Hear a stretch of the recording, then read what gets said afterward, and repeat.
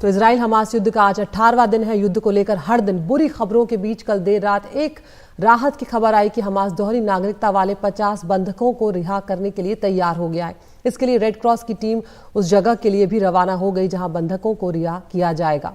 Israel ने भी उन इलाकों में बमबारी अब रोक दी थी, लेकिन अब से कुछ देर पहले ये खबर आई कि अब हमास ने इन बंधकों को रिहा करने के लिए गाजा में एक ईंधन सप्लाई करने की शर्त रख दी है। आपको बता दें कि इजराइल की घेराबंदी के बाद से गाजा में ईंधन संकट गहराता जा रहा है। हालांकि हमास ने 2 बुजुर्ग इजरायली महिलाओं को रिहा कर दिया है। इसके पहले भी 2 अमेरिकी नागरिकों की रिहाई हो चुकी है, लेकिन हमास ने ये जो शर्त रखी है, अब इससे कई तरह के सवाल खड़े हो रहे हैं।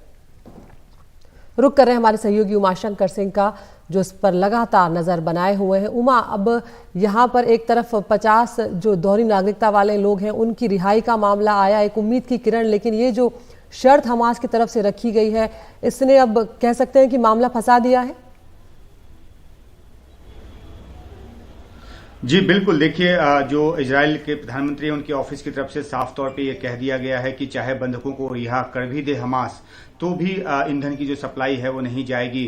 इजराइल को इस बात की चिंता है कि अगर ईंधन जो है वो भेजा गया और हमास के हाथों पड़ा तो वो उसका सैन्य उपयोग करेंगे और आगे आने वाले दिनों में जो इजराइल की तरफ से ग्राउंड ऑफेंसिव होना है उसमें ज्यादा बड़ी चुनौती इजराइल के सैनिकों को उठानी पड़ेगी। इसलिए ईंधन को लेकर इजराइल की तरफ से पूरी तरह ना है।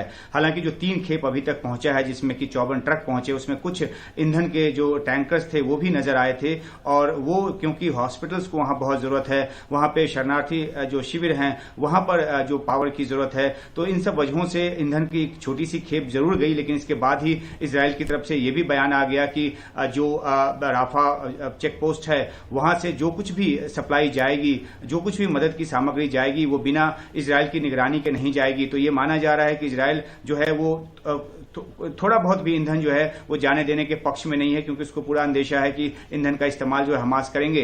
दूसरी बात यह भी है कि पहले भी कुछ दिन पहले हमने देखा था कि जो यूएन के दफ्तर की तरफ से वहां एक ट्वीट किया गया था, जिसमें कहा गया था कि हथियारबंद कुछ लोग आए और वहां से जो ईंधन है वो ले गए, और उसको कोट करते हुए इजराइल की तरफ से ये कहा गया था कि इस तरह की वारदात जो है वहां पर हो रही है कि जो एसेंशियल्स है वो हमास के जो लोग हैं वो लूट कर ले जा रहे हैं। तो इस तरह की चिंताओं के बीच जो है इजराइल ने तो साफ तौर पर मना कर दिया है। जहां तक दूसरी बात जो बंधकों की रिहाई की है, तो उसको लेकर कोशिश जो है तमाम चल रही है। कतर की तरफ से अपनी कोशिश चल रही है। कतर ने अमेरिका से इस बात के लिए कहा भी कि गाजा पट्टी में अगर हमले कम हों तो हम बंधकों को छुड़ा पाने में ज्यादा बेहतर तरीके से कामयाब हो पाएंगे। कल की जो जानकारी आई थी उसमें जैसा कि आपने बताया हमारे दर्शकों को कि बमबारी भी रोकी गई, लेकिन उसके बावजूद जो है हमास ने उन 50 बंधकों को रिहा नहीं किया, जिसका ऑफर खुद उसकी तरफ से आया था। हालांकि इसमें इजिप्ट और जो कतर है, ये ऐसे देश जो है लगातार एक मध्यस्थता की भूमिका निभाने में लगे हुए हैं। लेकिन ये पेंच अभी फिलहाल के लिए फंस गया है। देखना है कि आगे हमास और किन शर्तों के साथ सामने आता है, अगर बंधकों को वाकई में वो रिहा करना चाहता है तो।